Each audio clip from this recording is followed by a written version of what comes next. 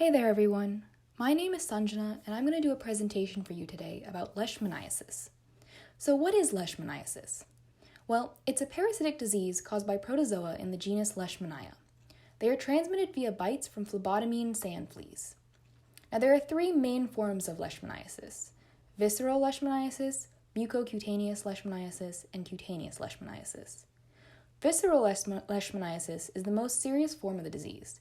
If untreated, it can be fatal in 95% of cases. Symptoms include irregular bouts of fever, weight loss, enlargement of the spleen and liver, and anemia. Mucocutaneous Leishmaniasis, on the other hand, is not as common and leads to a partial or total destruction of mucous membranes of the nose, mouth, and throat. Cutaneous Leishmaniasis is the most common form of Leishmaniasis and the one we'll be talking about mainly today. Symptoms include skin lesions such as severe ulcers and can even leave lifelong scars and cause serious disability. Now, the history of Leishmaniasis is quite interesting and dates back for centuries. The genus Leishmania is thought to have evolved during the Mesozoic era. Since then, it has been mentioned throughout the pages of history, from Leishmanial mitochondrial DNA found on specimens in ancient Egypt to records of severe skin ulcers and sores in the Middle Ages and early 1700s. Leishmania parasites have been around for quite some time. Leishmaniasis was originally named for a Scotsman named William B. Leishman, who worked in India in the early 1900s. Now, over the last century, Leishmaniasis has developed into a major health problem across many parts of the globe. For the better part of the 20th century, multiple researchers contributed to isolating species within the Leishmania genus as the cause of many ulcerative maladies that were seen, and the sand flea was determined to be the primary vector for that disease. Leishmaniasis is still a major health concern today. Each year, more than 150,000 cases of cutaneous Leishmaniasis are reported, and this number has been gradually rising over the last 25 years, which is very concerning. Environmental factors like global warming lead to the spread of sand fleas, and sociopolitical changes such as wars and distress have also led to more cases. For instance, after the advent of the Arab Spring in the early 2010s in the Middle East, the number of cases of CL more than doubled in Syria, from 23,000 to 53,000 in a matter of a few years. Which leads me to my next point. Where is Leishmaniasis commonly found? It's endemic to many countries across Asia, East Africa, South America, and the Mediterranean region. However, it is important to note that 90% of all Leishmaniasis cases are found within only 13 countries: Afghanistan, Algeria, Bangladesh, Bolivia, Brazil, Colombia, Ethiopia, India, Iran, Peru, South Sudan, Sudan, and Syria. Furthermore, a majority of CL cases occur in only 6 of these 13. Now we're going to look at a case study. The title of the research article I examined is Modeling Spatial Risk of Zoonotic Cutaneous Leishmaniasis in Central Iran, published in the Acta Tropica journal. This study aimed to examine the effects of climatic and geographical variables on the distribution of vector and reservoir populations, in this case, sand fleas and gerbils, and the subsequent effect on transmission of CL. It's important to note that there are approximately 50 species of sand fleas. However, a singular one, P. papatasi, has been identified as the main vector of CL in the Yazd province of Iran. Meanwhile, the main reservoir for CL in the Yazd province is R. opamus, or a type of gerbil native to the area. The end goal of this study was to find areas of the Yazd province in Iran with higher risk of infection, considering the distribution of these two populations. As stated previously, the main association that was being tested in the study was the distribution of the vector and reservoir populations with incidence rate of CL. Multiple factors were considered.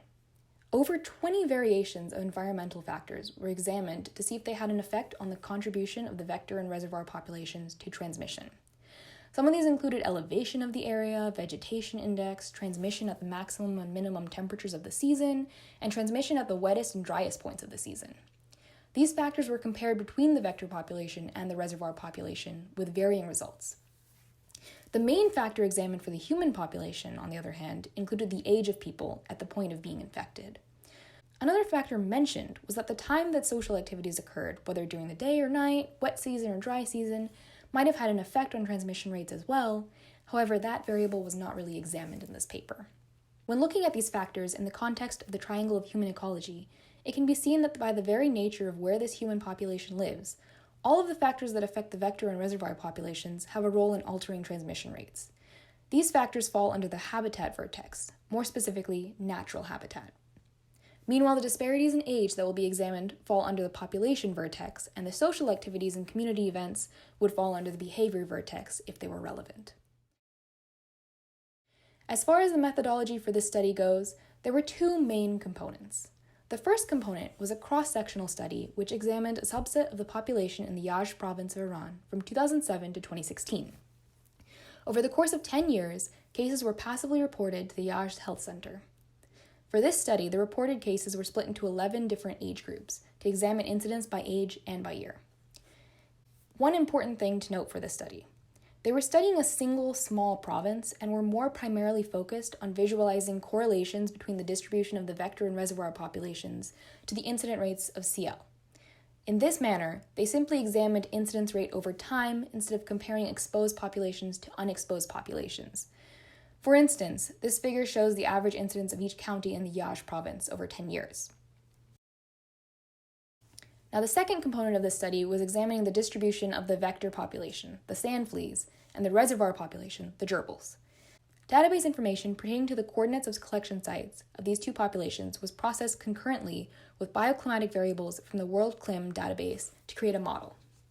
These models were created with MaxEnt software to show vector distribution and reservoir distribution, and the probability of their presence throughout the Yaj province. The output map from the MaxEnt model was then input into ArcMap to find the areas with more than 80% probability of presence for vector and reservoir or both. This is the final map, created to show overall vulnerability to zoonotic cutaneous leishmaniasis throughout all 10 counties of the Yaj province. Overall, the incident rates of CL across the counties in the Yaj province showed a general decrease in incidence. However, there was fluctuation from year to year with slight peaks in 2010 and 2015. According to other studies, this overall trend for the Yaj province was consistent with that of the entire country of Iran. The most affected age group were those aged 25 to 34, with an average of 75.2 cases each year, followed by those aged 35 to 44, and then those aged 20 to 24.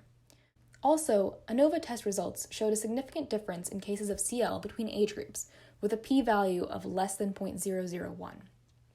Those over 75 years of age, however, seem to be less affected. This is likely because CL actually leads to lifelong immunity against reinfection, and so the elderly population was probably already exposed when they were younger. As far as the distributions of vector and reservoir populations go, the highest risk was seen in the counties of Ardakan, Yazd, Aburq, Katham, Meriz, and Bahabad. These were the areas where the environmental factors were most optimal to the growth of the vector and reservoir populations, creating ecological niches.